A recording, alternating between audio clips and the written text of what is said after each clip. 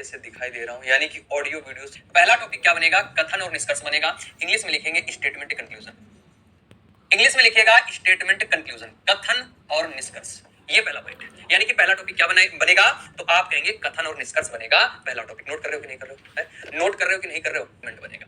इसके बाद में अगर आप आगे बढ़ेंगे तो जो तीसरा बनता है वो बनता है कथन और धारणा। याद रखिए यही पूर्व धारणाएं होती हैं, यही पूर्व धारणाएं हैं, तो याद रखिएगा, यानी कि स्टेटमेंट एजम्पशन। स्टेटमेंट एजम्पशन है ना। कारण प्रभाव, यानी कि कारण में कहीं कहीं आपको घटना भी दिखाई देगा। कथन निष्कर्ष, कथन तर्क, कथन धारणा, कारण प्रभाव, यानी कि अगर मैं शॉर्ट में लिखना चाहूं कॉज एंड इफेक्ट। ठीक है भाई। कारण में क्या लिखे? घटना लिखा, घटना, घटना, ये घटना लिखा है। ठीक है मधुरिका जी, ध्यान दीजिए, घटना लिखा है। हाँ बिल्कुल, वेद प्रकाश जी सब कुछ समझाएंगे, वेद प्रकाश जी सब कुछ समझाएंगे। लॉजिकल रीजनिंग में इतनी चीजें आप पढ़ेंगे। अब जैसे आप सिलेबस देखेंगे तो सिलेबस में जैसे कथन निष्कर्ष आपको दिखाई देगा, कथन तर्क दिखाई देगा, और यहाँ पर है ना ये चीज आपको दिखाई देगी। कहीं पर आपको कथन ये दिखाई देगा, छोटू कुमार जी दिखाई देगा। लेकिन जब आप प्रीवियस ईयर क्वेश्चन देखेंगे, है ना, जब आप प्रीवियस ईयर क्वेश्चन देखेंगे तो भाई साहब हर टॉपिक से आपको क्वेश्चन देखने को मिलेगा। शुक्रिया भाई विभाकर जी, बहुत बहुत धन्यवाद इसके लिए। ठीक है, बहुत बहुत धन्यवाद, शुक्रिया। है ना, बात समझ रहे हैं ना? तो मेरे प्यारे साथियों यहाँ पर ध्यान देंगे आप सभी लोग। लॉजिकल रीजनिंग जो है आज का जो क्लास लगा है वो मेरे ख्याल से क्या लगा है? कथन निष्कर्ष लगा होगा। बात समझ रहे हैं ना? हाँ बिल्कुल, पूरी कोशिश रहेगी आपको बेहतर तरीके से चीजें समझ आए, परेशान बिल्कुल भी नहीं होना है। तो देखिए इधर लॉजिकल रीजनिंग में इतने टॉपिक होते हैं और इतने टॉपिक से क्वेश्चन एनटीपीसी में पूछे जा चुके हैं, तो आपको ऐसी कोई कमी नहीं करनी है, कोई भी ऐसा पॉइंट नहीं छोड़ना है जिससे सिलेक्शन में बाधा बनने की 0.1% भी चांसेस हो। आपको सब कुछ कंप्लीट करना है। ठीक है भैया, तो आज हम लोग क्या स्टार्ट करेंगे? आज हम लोग क्या स्टार्ट करेंगे? तो कथन निष्कर्ष, कथन निष्कर्ष। ठीक है भैया, चलो आज हम लोग क्या स्टार्ट करेंगे? कथन निष्कर्ष। सभी लोग लिखो अपनी अपनी कॉपी में, रजिस्टर में, डायरी में, कथन निष्कर्ष लिखिएगा भैया। कथन निष्कर्ष यानी कि statement conclusion, statement conclusion, statement conclusion. मैं आपको बड़े कारण होता है वो कॉज एंड इफेक्ट होता है। ठीक है, कॉज एंड इफेक्ट होता है, कथन और कारण। ठीक है, कथन और कारण, कॉज एंड इफेक्ट। ठीक है भैया, चलो तो कथन निष्कर्ष क्या है? अच्छा ये बताओ, आपकी जॉब फाइनल कब होगी? जब फाइनल रिजल्ट आएगा, है ना। जब फाइनल रिजल्ट आएगा तभी तो आपकी जॉब फाइनल होगी कि नहीं होगी? भैया सब कुछ समझाएंगे मेरे प्यारे बंधुओं, थोड़ा सा धैर्य रखो। मैं डिफरेंस समझाऊंगा, कथन तर्क में क्या अंतर है ना, कथन धारणा में क्या अंतर है, कथन निष्कर्ष में क्या अंतर, सब कुछ समझाएंगे। मुझे अपने मार्ग में आगे तो बढ़ने दो है। ठीक है भैया, जब फाइनल रिजल्ट आ जाता है, अब उसके पहले क्या है? उसके पहले अगर आप जैसे मान लीजिए एनटीपीसी का पेपर दे रहे हैं, आप सब कुछ हो गया, आपका सीबीटी फर्स्ट हो गया, सेकंड हो गया, इसके बाद में सारी चीजें हो गई, है ना। मान लो साइको है तो साइको हो गया, डीवी सब कुछ हो गया, अब केवल फाइनल मेरिट आनी बाकी है। समझ रहे? केवल फाइनल मेरिट आने बाकी है। तो अभी फाइनल मेरिट नहीं आई है तो हम क्या कहेंगे? हम बोलेंगे कि सागर मंडल का सिलेक्शन हो सकता है, हम कहेंगे वैष्णवी चौधरी का सिलेक्शन हो सकता है, मैं बोलूंगा मनीष का सिलेक्शन हो सकता है ना, मैं कहूंगा आदिल जी का सिलेक्शन हो सकता है। मेरी बात समझ आ रही कि नहीं आ रही? बताओ भाई, बताइए भाई, बात समझ रहे? तो ये क्या, ये मेरी एक धारणा है, क्योंकि आप लोग रेगुलर क्लास लेते हैं, आप लोग रेगुलर क्लास लेते हैं, तो हम कह सकते हैं कि आप लोग रेगुलर क्लास कर लेते हैं, मॉक टेस्ट देते होंगे, स्कोर अच्छा आ रहा है, तो मेरी ये धारणा है, मेरा ये परसेप्शन है कि आपका सिलेक्शन हो सकता है। तो ये क्या हो गई? ये धारणा हो गई। ये क्या हो गई? ये धारणा हो गई। अब फाइनल रिजल्ट आ जाए, आपका नाम मैं फाइनल मेरिट में देखूं तो मैं कहूं भैया इनका सिलेक्शन हो गया, इनका सिलेक्शन हो गया, ये निष्कर्ष है, ये रिजल्ट है। तो दोनों में अंतर को समझ आया? निष्कर्ष वो होता है जिसके बारे में हमें 100% जानकारी होती है। हाँ बिल्कुल, ये क्या नाम है? कीर्ति उमर वैश्य जी। हरिपन में बोली गई बात हमेशा सही, कथन में जो भी बात बोली जाएगी, मैं यहां पर लिख देता हूं, कथन में जो भी बात बोली जाएगी वो हमेशा सही होगी। कथन में बोली गई बात को आप हमेशा सही मानेंगे, ये बात याद रखिएगा, ये बात याद रखिएगा, कथन में बोली गई बात हमेशा सही। बात समझे कि नहीं समझे? राकेश कुमार सनी जी, मैंने एक याद रखना, निष्कर्ष क्या होता है? जिसके बारे में हमें 100% जानकारी हो, वो निष्कर्ष होता है। पहला पॉइंट है 100% जानकारी हो, और इसी में दूसरा पॉइंट क्या है वो अभी हम लिखेंगे। तो सबसे पहले लिखो आप लोग, है ना, लिखिएगा निष्कर्ष, सभी लोग लिखिएगा छोटा सा पॉइंट, निष्कर्ष क्या है? निष्कर्ष यानी कि कंक्लूजन क्या होता है? लिखिएगा भैया, कंक्लूजन क्या होता है, सभी लोग लिखेंगे, सभी लोग लिखेंगे कंक्लूजन होता क्या? ये स्टेटमेंट है, कथन का मतलब बाबूजी स्टेटमेंट होता है। कथन का मतलब क्या होता है? तो आप कहेंगे स्टेटमेंट होता है। लिखिएगा एक ऐसा परिणाम, एक ऐसा परिणाम जो पूर्णतया, एक ऐसा परिणाम जो पूर्णतया कथन पर आधारित हो, जो पूर्णतया कथन पर आधारित हो, एक ऐसा परिणाम जो पूर्णतया कथन पर आधारित हो तथा जिस पर किसी भी तथा जिस पर किसी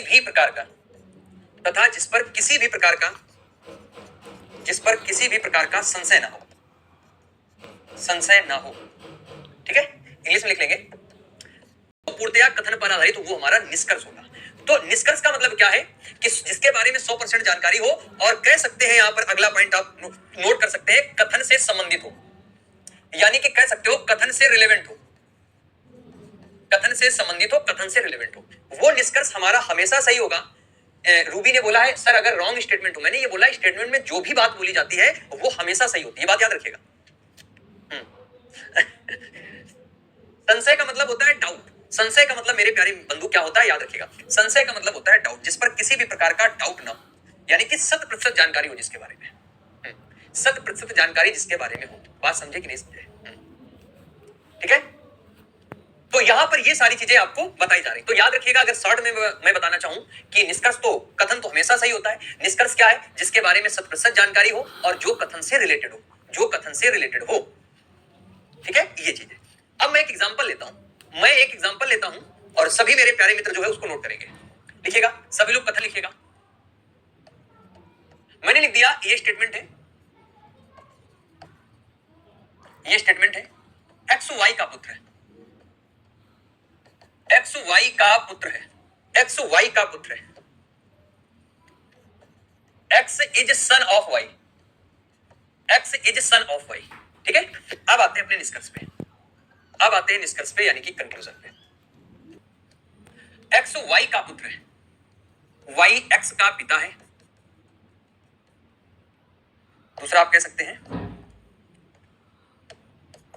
यानी कि वाई एक्स का पिता है, y is father of x, दूसरा क्या है, वाई एक्स का पिता है। आगे आप यहां से सोच सकते हैं, एक्स वाई का इकलौता पुत्र है, यानी एक्स वाई की इकलौती संतान है, इकलौती संतान है एक्स वाई की।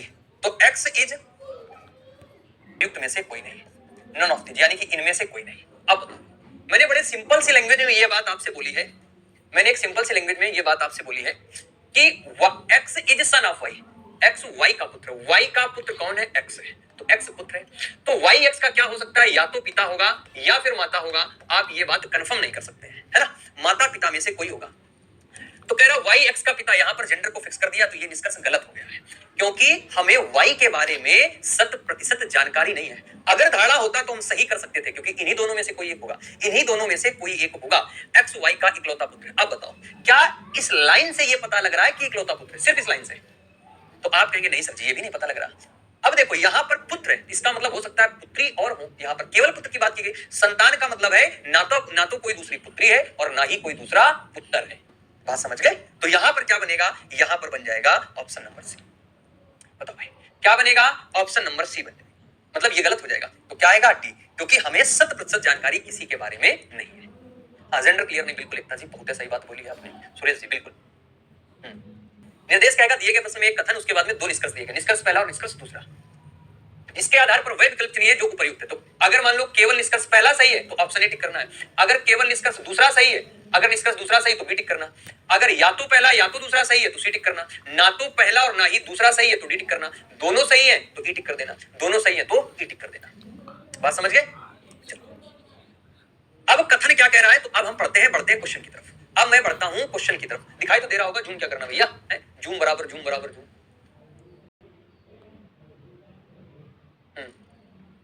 यहां कह रहा भारतीय ने क्रिकेट विश्व कप 2014 जीता है।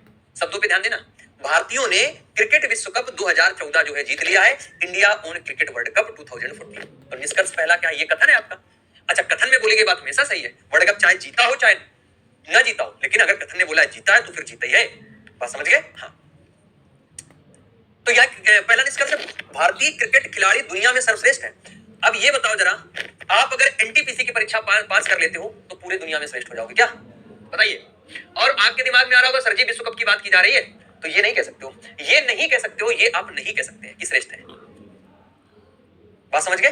बात समझे कि नहीं समझे? थोड़ा सा समझने की कोशिश करो बेटा प्रवीण जी। बेटा प्रवीण जी ऐसे कमेंट करने। फाइनल में भारतीय टीम 300 से ज्यादा रन बनाने में सफल रही थी।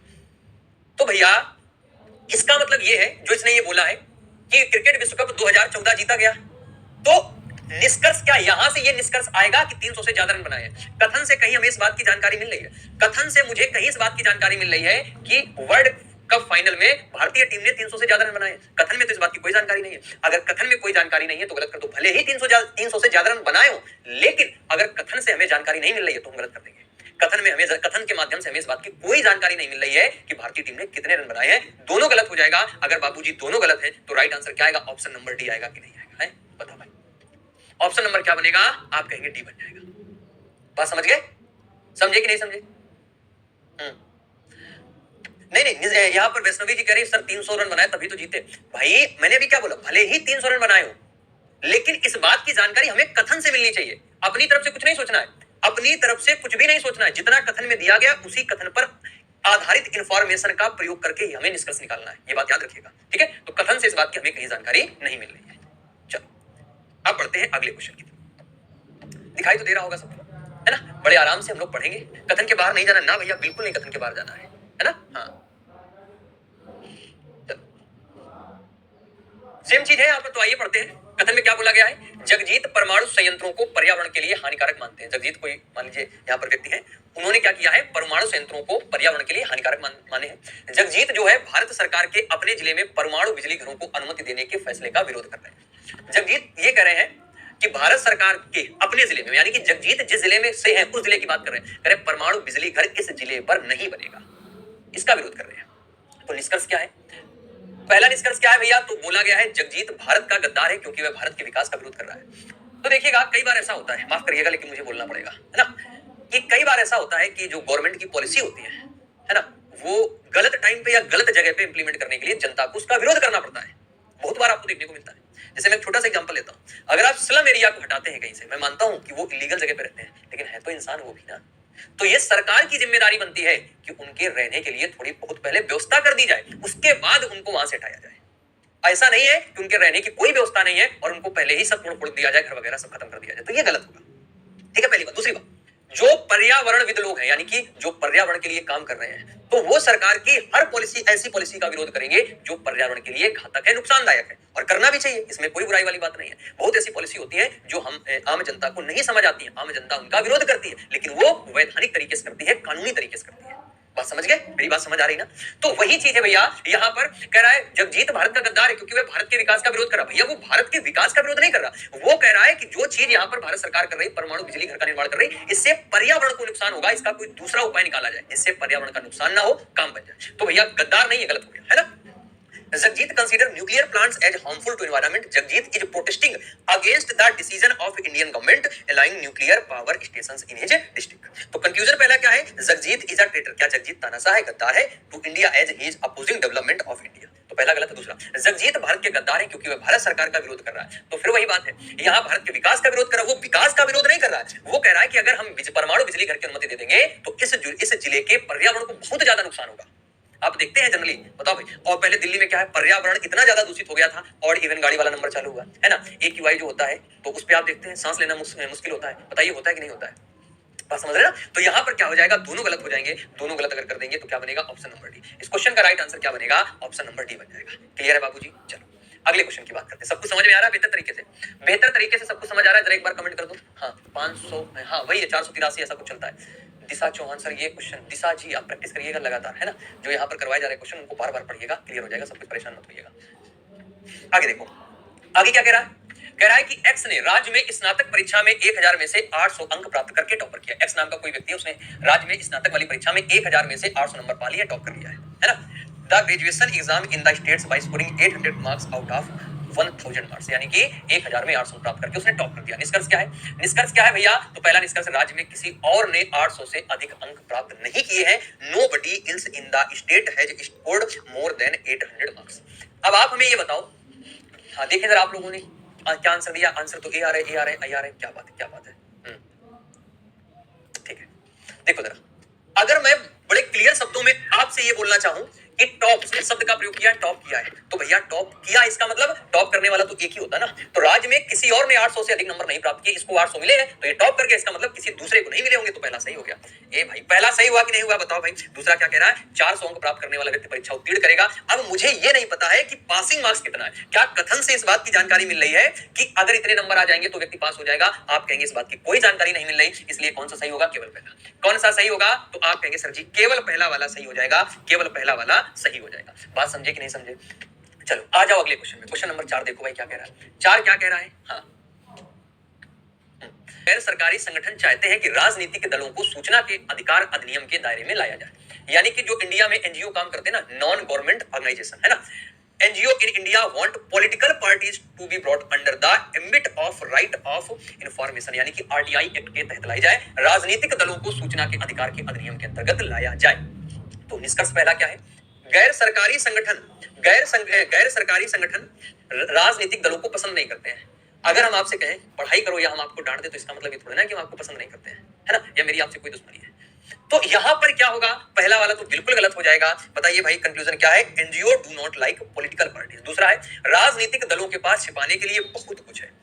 अब यहां पर देखो जरा, मेरी बात समझने की कोशिश करना, मेरी बात समझने की कोशिश करना। क्या जो निष्कर्ष लिखा है इस बात की हमें जानकारी कथन में कहीं से मिल रही है? आप हमें बस इतना बताओ, क्या इस बात की जानकारी हमें कथन में कहीं से मिल रही है? बताइए भाई, इस बात की जानकारी हमें क्या कथन में कहीं से मिल रही है? आप कहेंगे सर जी नहीं मिल रही है। तो ये भी गलत कर दो, दूसरा भी गलत कर दो, और ये दोनों गलत हो जाएंगे। जब दोनों गलत हो जाएंगे तो क्या टिक कर देंगे? डी टिक कर देंगे। क्या टिक करेंगे भैया? डी टिक कर देंगे। क्लियर है? यहां तक क्लियर है? आगे बढ़ चले। चलो अब बताओ भाई इसका राइट आंसर क्या बनेगा? बताइए राइट आंसर क्या बनेगा?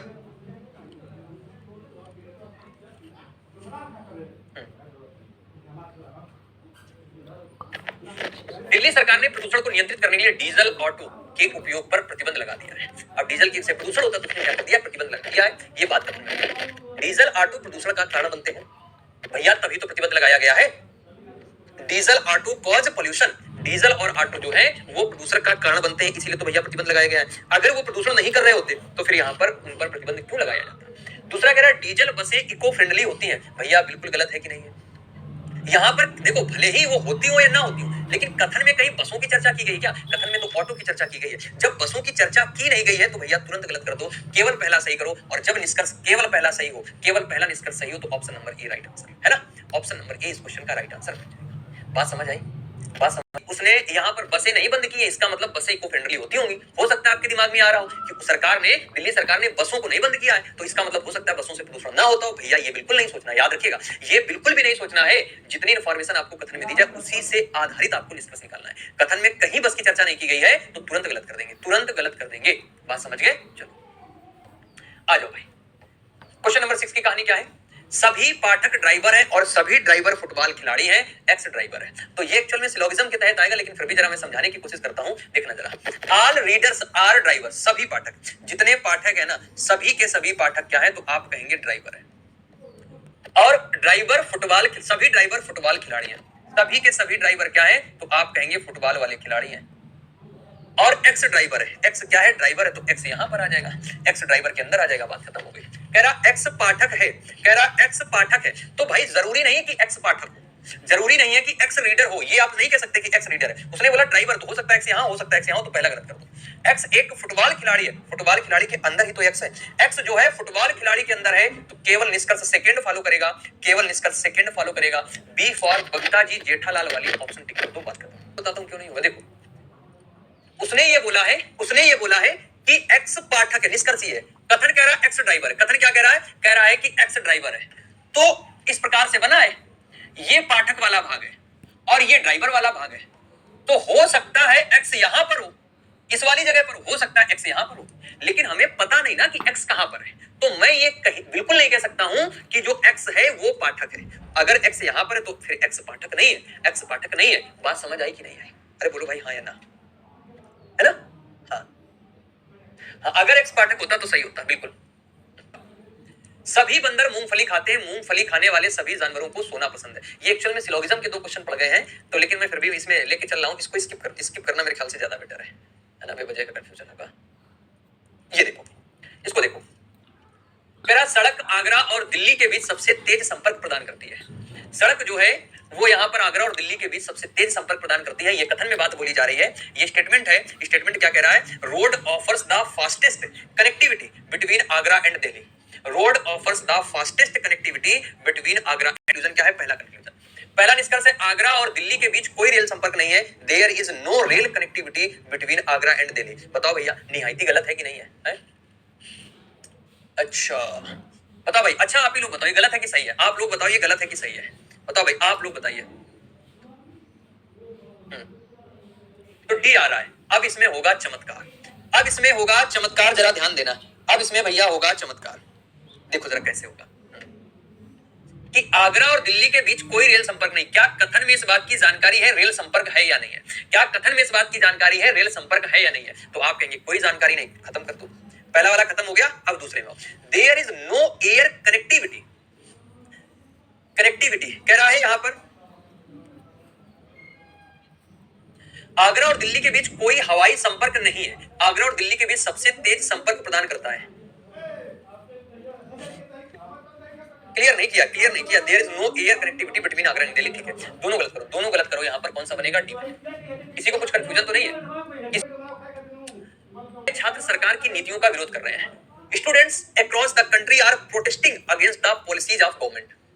सरकार की पॉलिसी के खिलाफ वो विरोध कर रहे हैं। निष्कर्ष क्या है? अशांति विदेशी शक्तियों द्वारा फैलाई जा रही है। Unrest is being spread by foreign powers. यही तो बोला है, फॉरेन पावर्स। तो क्या कथन में कहीं पर विदेशी शक्तियों की चर्चा की गई है, या हमें कथन से इस बात की जानकारी मिल रही है क्या कि विदेशी शक्तियों की के माध्यम से यहां पर शांति फैल रही? आप कहेंगे नहीं सर, इस बात की कोई जानकारी नहीं है। आगे देखो, आगे देखिएगा। छात्र सरकार की नीतियों से खुश नहीं है। सरकार छात्र की नीतियों से खुश नहीं है, सॉरी, छात्र सरकार की नीतियों से खुश नहीं। देश भर में छात्र सरकार की नीतियों का विरोध कर रहे हैं। अच्छा हाँ, तो यहां पर देखो राइट आंसर क्या दे रहे हैं? आंसर भी आएगा। अब आप मेरी बात बड़े ध्यान से समझना, मेरी बात बड़े ध्यान से समझना कि जब यहां पर छात्र विरोध कर रहे हैं, students are not happy with the government policy, इसलिए तो विरोध कर रहे हैं। और किस लिए कर रहे हैं? और किस लिए कर रहे हैं? क्योंकि वो सरकार की नीतियों से सहमत नहीं है, सहमत नहीं है, इसीलिए तो क्या कर रहे हैं? उनका अपोज कर रहे हैं। इसीलिए तो उनका भाई साहब वो क्या कर रहे हैं? प्रोटेस्ट कर रहे हैं। यानी कि केवल दूसरा किसमें सही है? केवल दूसरा किसमें सही है? आप कहेंगे ऑप्शन नंबर सेकंड में, ऑप्शन नंबर सेकंड में, ऑप्शन नंबर सेकंड में, है ना? चलो बताओ भाई 10 नंबर का क्या बनेगा? सरकार की नीतियों का विरोध करने वाले दंगाइयों ने केवल समुदाय एक्स की संपत्ति को नष्ट किया है। सरकार की नीतियों का विरोध करने वाले द रियोटर्स, है ना, protesting against the policies of the government only destroy property belonging to community x. कथन में कह रहा है केवल और केवल समुदाय एक्स की संपत्ति को नष्ट किया गया है ना। दंगाइयों का संबंध वायु समुदाय से था। दंगाइयों का संबंध जो है वायु समुदाय से था। मेरे प्यारे बंधुओं बताओ गलत है कि नहीं है? क्या कथन से इस बात की हमें जानकारी मिल रही है कि दंगाई किस ग्रुप से थे? क्या कथन से हमें इस बात की जानकारी मिल रही है दंगाई किस ग्रुप से थे? नहीं मिल रही। दंगाइयों ने सरकार की नीतियों का विरोध नहीं किया। दंगाइयों ने सरकार की नीतियों का विरोध नहीं किया। तो भैया जला किसको दिया, है ना? क्या कह रहा? संपत्ति को। तो किसकी संपत्ति को नष्ट कर दिया? फिर तो ये बात कहां से हो गई? तो दोनों गलत होंगे। बिल्कुल बिल्कुल भैया, दोनों गलत होंगे। यानी कि डी टिक करो, बात खत्म। डी टिक कर दो, बात खत्म। राइट आंसर क्या बनेगा? राइट आंसर क्या बनेगा? भारत में बलात्कार के मामले बढ़ रहे हैं और शहरों में महिला प्रदर्शनकारी इसके खिलाफ आवाज उठा रही हैं। The rape cases in India are increasing and women protest in cities are raising their voice against this. ठीक है, हम भैया हम करवा देंगे इस टॉपिक पे, हम बहुत क्वेश्चन करवा देंगे। आप बस पढ़ते रहिएगा, मजा लेते रहिएगा, है ना? हाँ, जिंदगी का आनंद लो बेटा। तो निष्कर्ष क्या है? बलात्कार एक शहरी समस्या है। अब बताओ हमें जरा, क्या बलात्कार जो रेप है इज एन अर्बन प्रॉब्लम है? क्या कथन में हमें देखो यहां पर ये बोला है कि भारत में बलात्कार के मामले बढ़ रहे हैं और जो प्रोटेस्ट हो रहा है वो शहर में, क्योंकि शहर में जागरूकता ज्यादा होती है, सिटी में अवेयरनेस ज्यादा होती है, चीजों की जानकारी ज्यादा होती है। इसलिए यहां पर जो ये घटना घटित हो रही है वो तो पूरे भारत में हो रही है और कथन में कह रहा है कि शहर में घट रही है। यह एक शहरी समस्या है, यानी कि अर्बन प्रॉब्लम है। गलत बात है, ये पूरे भारत की समस्या है। दूसरा कह रहा है रेप के मामले शहरी भारत में ज्यादा है। ये आप कथन के हिसाब से नहीं कह सकते। भले ही शहरी क्षेत्रों में ज्यादा हूं, मैं अपनी तरफ से मानता हूं कि शहरी क्षेत्रों में ज्यादा है, लेकिन कथन में इस बात की कोई जानकारी नहीं दी गई है। कथन में इस बात की कोई जानकारी नहीं दी गई है कि शहरी या ग्रामीण क्षेत्र में कहां पर मामले ज्यादा है। तो मैं यहां पर क्या करूंगा? दोनों गलत करूंगा। अगर दोनों गलत है तो ऑप्शन नंबर डी टिक कर दो, बात खत्म। अगर दोनों गलत है तो ऑप्शन नंबर डी टिक कर दो, बात खत्म। बढ़ चलो अगले क्वेश्चन की तरफ, है ना? बताओ भाई। राकेश कुमार झा आंसर भी दिया। कैक्टस का पौधा होता है, आप लोग जानते हैं, अधिकांश कैक्टस पौधे में पत्तियों की कमी होती है, इसलिए वे थोड़े से पानी से जीवित रह सकते हैं। थोड़े से पानी से जीवित रह सकते हैं। कौन? कैक्टस।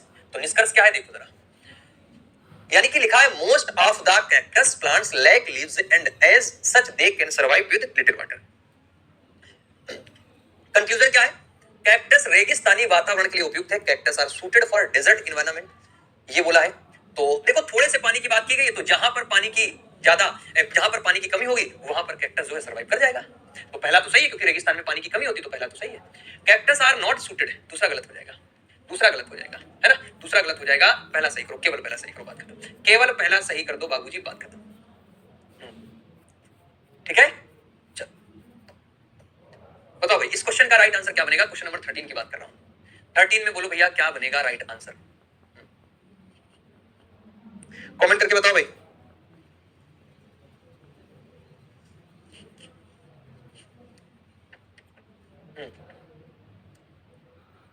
अब ये अपनी तरफ से नहीं सोचिए, तो फैक्चुअल चीज है भाई, ये तो यूनिवर्सल है, ये यूनिवर्सल चीज है, बात समझो पहले, ये यूनिवर्सल चीज है कि रेगिस्तान में पानी की अगर कमी है तो वहां पर सर्वाइव हो जाता है, तो फैक्चुअल चीज है प्रभु, है ना। चलो, भारत ने जापान को हराकर टेनिस विश्व कप में फाइनल में प्रवेश किया, भारत ने जापान को हराया और टेनिस विश्व कप के फाइनल में प्रवेश कर गया। निष्कर्ष देखो क्या है, जापान ने इस विश्व कप में फाइनल में प्रवेश किया, भारत ने जापान को हराया और टेनिस विश्व कप के फाइनल में प्रवेश कर गया। निष्कर्ष देखो क्या है, जापान ने टेनिस विश्व कप के फाइनल में प्रवेश नहीं किया, है ना। स्टेटमेंट क्या कह रहा है, कह रहा India defeated Japan and entered into tennis world cup final.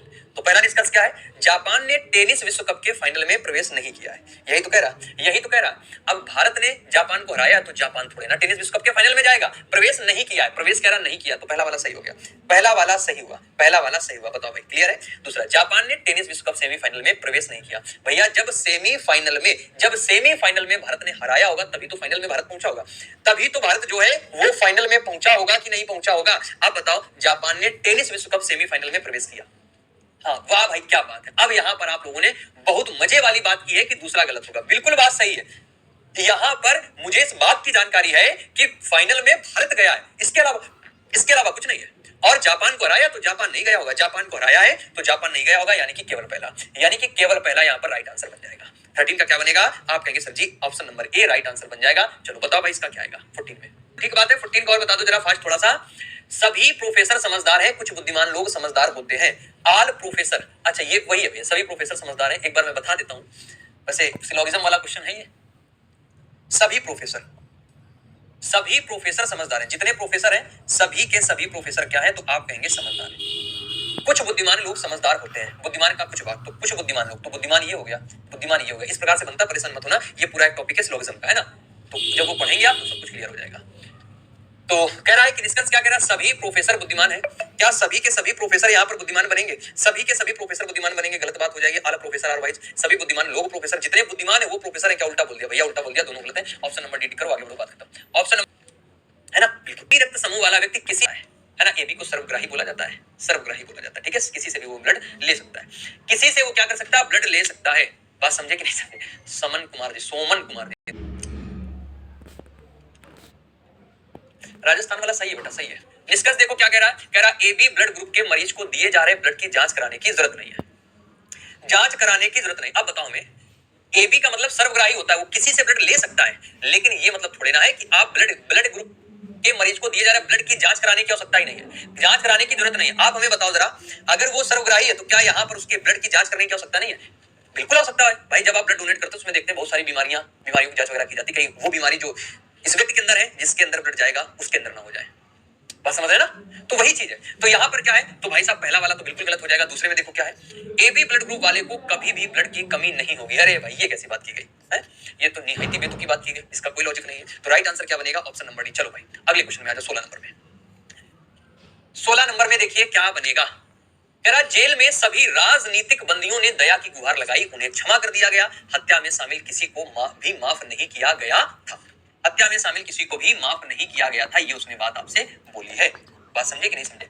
यानी कि स्टेटमेंट क्या कह रहा, are political prisoners in a jail who asked for mercy were pardon, क्षमा कर दिए गए, सभी राजनीतिक बंदियों ने दया की गुहार लगाई, उन्हें क्षमा कर दिया गया, हत्या में शामिल किसी को भी माफ नहीं किया, लेकिन जो हत्या में शामिल थे उनको माफ नहीं किया गया है ना, यही तो बात उसने बोली है। तो आइए निष्कर्ष क्या है, निष्कर्ष क्या है, हत्या के दोषी जेल में बंद राजनीतिक कैदियों को माफ कर दिया गया, political prisoners in the jail convicted of murder were pardon, ये लिखा है। अच्छा भाई, अब देखो उसने बोला है हत्या के दोषी जो थे जेल में बंद थे उनको माफ कर दिया गया है। यहाँ कहा है हत्या में शामिल किसी को माफ नहीं किया गया है, पहला गलत है। जेल में बंद राजनीतिक कैदियों को हत्या का दोषी नहीं ठहराया गया था, भैया ठहराया गया, इसलिए तो बेल नहीं हुई है, इसलिए तो माफ नहीं किया गया है, दोनों गलत हो गए। यहां पर राइट आंसर क्या बनेगा, आप कहेंगे ऑप्शन नंबर डी। भाई साहब राइट आंसर क्या बनेगा, आप बोलेंगे ऑप्शन नंबर डी। परीक्षा के लिए उपस्थित हुआ। स्टेटमेंट क्या कह रहा है, in a certain school all students appearing for class 10, निश्चित स्कूल में कक्षा 10 की परीक्षा देने वाले सभी छात्रों ने परीक्षा उत्तीर्ण की। नितिन उसी स्कूल में परीक्षा के लिए उपस्थित हुआ। स्टेटमेंट क्या कह रहा है, in a certain school all students appearing for class 10 exam pass the exam, Nitin appeared for the exam in the same school. In the same school कह रहा नितिन ने परीक्षा उत्तीर्ण की। अब बताओ, सभी एक निश्चित स्कूल में कक्षा 10 की परीक्षा देने वाले सभी छात्रों ने परीक्षा उत्तीर्ण की, जितने छात्र थे सभी ने परीक्षा उत्तीर्ण की। नितिन उसी स्कूल में परीक्षा के लिए उपस्थित हुआ। अब आप हमें ये बताओ, कथन में कहीं से ये नहीं पता लग रहा है कि नितिन कक्षा 10 का छात्र है। अरे भैया सुन तो लो भैया, मेरे सुपर फास्ट में ये कहां लिखा है कि उसने बोला नितिन उसी स्कूल का छात्र, लेकिन ये नहीं बोला है कि नितिन कक्षा 10 का छात्र। कक्षा 10 में कि जिन्होंने परीक्षा दी है क्लास 10 की वो सब पास हुए हैं, लेकिन हमें कथन से ये नहीं पता चला कि नितिन भी क्लास 10 का स्टूडेंट है, ये नहीं पता चल रहा है, तो ये गलत कर दो। दूसरा, नितिन ने परीक्षा में टॉप किया। अरे भैया तो दोनों गलत। यहां पर राइट आंसर क्या आएगा, डी फॉर क्या आएगा भैया, तो आप कहेंगे आ जाएगा दीपिका पादुकोण।